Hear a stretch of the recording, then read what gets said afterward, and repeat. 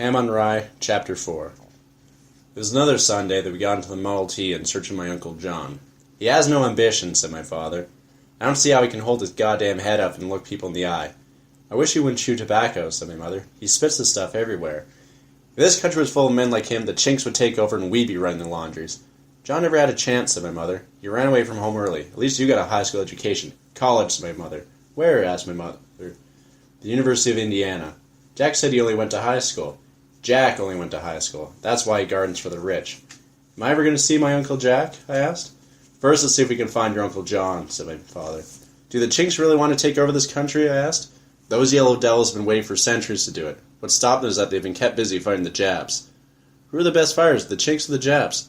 "The Japs. The trouble is that there are too many Chinks. When you kill a Chink, he splits in half and becomes two Chinks." "How come their skin is yellow?" "Because instead of drinking water, they drink their own pee-pee." "Daddy, don't tell the boy that." "Then tell him to stop asking questions." We drove along through another warm Los Angeles day. My mother had on one of her pretty dresses and fancy hats.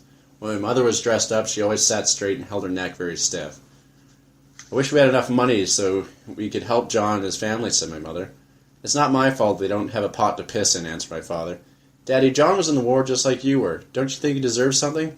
He never rose in the ranks. I became a master sergeant. Henry, all your brothers can't be like you. They don't have any goddamn drive. They think they can live off the land." We drove along a bit further. Uncle John and his family lived in a small court. We went up the cracked sidewalk to a sagging porch. My father pushed the bell. The bell didn't ring. He knocked, loudly. "Open up, it's the cops," my father yelled. "Daddy, stop it," said my mother. For what seemed like a long time, the door opened a crack. Then it opened further. And we could see my Aunt Anna. She was very thin, her cheeks were hollow, and her eyes had pouches, dark pouches. Her voice was thin, too. "Oh, Henry. Catherine. Come in, please." We followed her in. There was very little furniture. There was a breakfast nook with a table and 4 chairs, and there were 2 beds. My mother and father sat in the chairs. 2 girls, Catherine and Betsy, I learned their names later, were at the sink taking turns trying to scrape peanut butter out of a nearly empty peanut butter jar. "We were just having lunch," said my Aunt Anna. The girls came over with tiny smears of peanut butter, which they spread on dry pieces of bread. They kept looking into the jar and scraping with the knife. "Where's John?" asked my father. My aunt sat down wearily. She looked very weak, very pale. Her dress was dirty, her hair uncombed, tired, sad. "We've been waiting for him. We haven't seen him for quite some time." "Where did he go?" "I don't know. He just left on his motorcycle." "All he does," said my father, "is think about his motorcycle." "Is this Henry Jr.?" "Yes." "He just stares. He's so quiet. That's the way we want him. Still water runs deep. Not with this one. The only thing that runs deep with him are the holes in his ears." 2 girls took their slices of bread and walked outside and sat on the stoop to eat them. They hadn't spoken to us. I thought they were quite nice. They were thin like their mother, but they were still quite pretty. "How are you, Anna?" asked my mother. "I'm all right." "Anna, you don't look well. I think you need food." "Why doesn't your boy sit down?" "Sit down, Henry." "He likes to stand," said my father. "Makes him strong. He's getting ready to fight the Chinks." "Don't you like the Chinese?" my aunt asked me. "No," I answered. "Well, Anna," my father asked, "how are things going?" "Awful, really. Landlord keeps asking for the rent. He gets very nasty. He frightens me. I don't know what to do." "I hear the cops are after John," said my father. "He didn't do very much." "What did he do?" "He made some counterfeit dimes." "Dimes? Jesus Christ, what kind of ambition is that?" "John really doesn't want to be bad. Seems to me he doesn't want to be anything. He would if he could. Yeah, and a frog had wings, he wouldn't wear his ass out a-hoppin'." There was silence, and then they sat there. It turned and looked outside. The girls were gone from the porch. They'd gone off somewhere. "Come, sit down, Henry," said my Aunt Anna. I stood there. "Thank you, it's all right." "Anna," my mother asked, "are you sure that John will come back?" "He'll come back when he gets tired of the hens," said my father. "John loves his children," said Anna. "I hear the cops are after him for something else." "What? Rape." "Rape?" "Yes, Anna, I heard about it.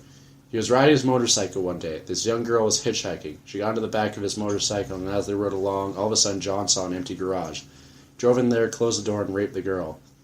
"How did you find out?" "Find out? The cops came and told me. They asked me where he was." "Did you tell them?" "What for? To have him go to jail and evade his responsibilities? That's just what he'd want." "Never thought of it that way." "Not that I'm for rape." "Sometimes a man can't help what he does." "What?" "I mean, after having the children, with this type of life, the worry and all, I don't look so good anymore." He saw a young girl, she looked good to him. She got on his bike, you know. She put her arms around him. "What?" asked her father. "How would you like to be raped?" "I guess I wouldn't like it." "Well, I'm sure the young girl didn't like it either." A fly appeared and whirled around and around the table. We watched it. There's nothing to eat here, said my father. The fly has come to the wrong place.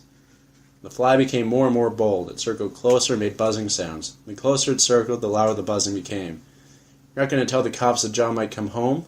My aunt asked my father. I'm not going to let him off the hook so easily, said my father. My mother's hand leaped quickly. It closed and she brought her hand back down to the table.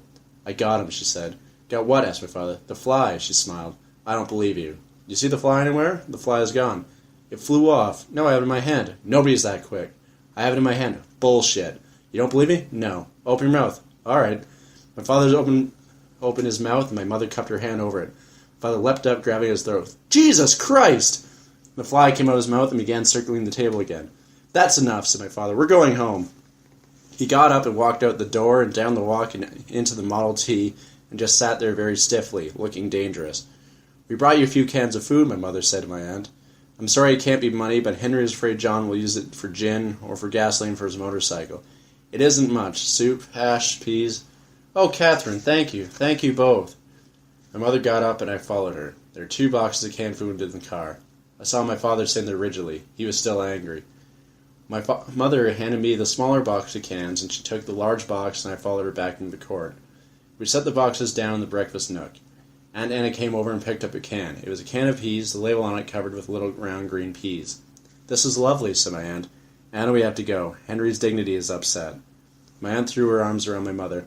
Everything has been so awful, but this is like a dream. Wait until the girls come home. Wait until the girls see all these cans of food. My mother hugged my aunt back, and then they separated. John is not a bad man, my aunt said. I know, my mother answered. Goodbye, Anna. Goodbye, Catherine. Goodbye, Henry. My mother turned and walked out the door. I followed her. We walked to the car and got in. My father started the car. As we were drawing off, I saw my aunt at the door waving. My mother waved back. My father didn't wave back. I didn't either.